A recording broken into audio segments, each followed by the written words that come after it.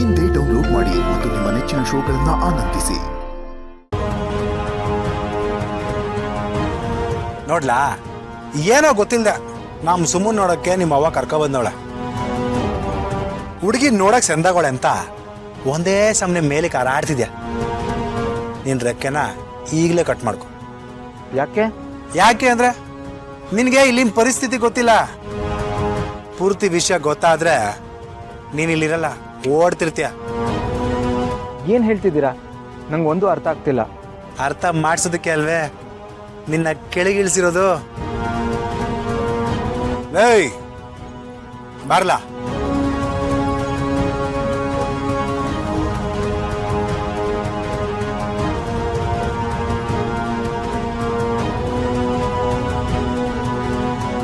ಏಯ್, ಇವ್ರು ಸಚಿನ್ ತಾನೆ?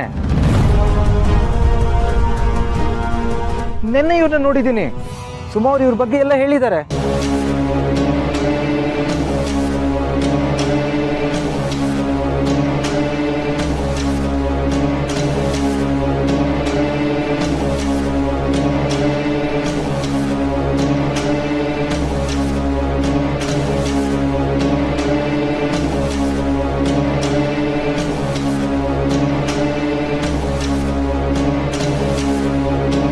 ನೀವು ಮಾತಾಡಬೇಕು ಅಂತ ಹೇಳಿದ್ದು ಒಳ್ಳೆಯದೇ ಆಯಿತು. ಮೊದಲು ನಾನೇ ನನ್ನ ಬಗ್ಗೆ ಹೇಳಿಬಿಡ್ತೀನಿ. I am Jagan, doctor Jagan. MBBS MD ಆಗಿದೆ. ಪಾಪ್ಯುಲರ್ ಹಾಸ್ಪಿಟ್ಲಲ್ಲಿ ಹಾರ್ಟ್ ಸರ್ಜನ್ ಆಗಿ ಕೆಲಸ ಮಾಡ್ತಿದ್ದೀನಿ. ಇನ್ನು ನಮ್ಮ ಫ್ಯಾಮಿಲಿ ಬಗ್ಗೆ ನಿಮಗೆ ಗೊತ್ತೇ ಇದೆ.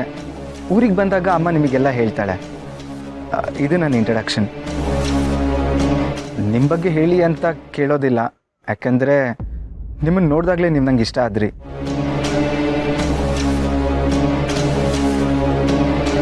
ಇನ್ನು ನಿಮ್ಮ ತಾಯಿ ಬಗ್ಗೆ ಇಡೀ ಊರೇ ತಲೆ ಮೇಲೆ ಒರೆಸಿ ದೇವರು ಅಂತ ಮೆರೆಸುತ್ತೆ. ಇದಕ್ಕಿಂತ ಬ್ಯಾಕ್ಗ್ರೌಂಡ್ ಬೇಕಾ? ನೀವು ಕೇಳಲಿಲ್ಲ ಅಂದರೂ ನಿಮ್ಮ ಹತ್ರ ಕೆಲವೊಂದು ವಿಷಯನ ನಾನು ಹೇಳಲೇಬೇಕು ಅಂದರೆ ನೀವು ಖಂಡಿತವಾಗ್ಲೂ ಶೇರ್ ಮಾಡ್ಕೋಬೋದು. ಎಲ್ರಿಗೂ ಪಾಸ್ಟ್ ಇರೋ ಥರ ನನಗೂ ಒಂದು ಪಾಸ್ಟ್ ಲವ್ ಸ್ಟೋರಿ ಇದೆ.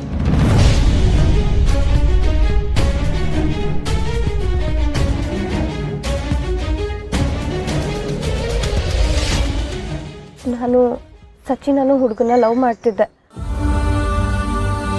ನಮ್ಮಿಬ್ಬರದು ಕಾಲೇಜ್ ಲವ್ ಸ್ಟೋರಿ. ಸಚಿನ್ ಅಂದರೆ ನಿನ್ನೆ? ಹಾಂ, ಅವನೇ. ಓದುವಾಗ ಎಲ್ಲರಿಗೂ ಲವ್ ಆಗೋದು ಸಹಜ. ನೀವಿನ್ನೂ ಆ ಹುಡುಗನ ಇಷ್ಟಪಡ್ತಿದ್ದೀರಾ? ಖಂಡಿತವಾಗ್ಲೂ ಇಲ್ಲ. ಬ್ರೇಕಪ್ ಆಗೋಕ್ಕೆ ಏನು ಕಾರಣ ಅಂತ ಕೇಳ್ಬೋದಾ?